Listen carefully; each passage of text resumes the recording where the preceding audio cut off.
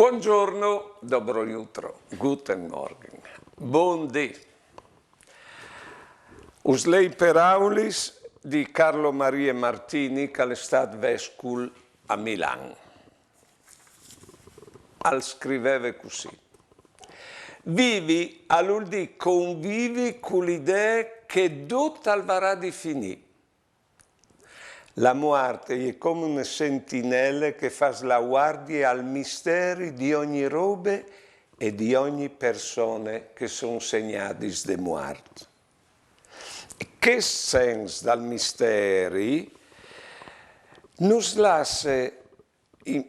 nos lascia sprofondate superficialità, non oblea a ciri un al per cui al vale la pena di vivi.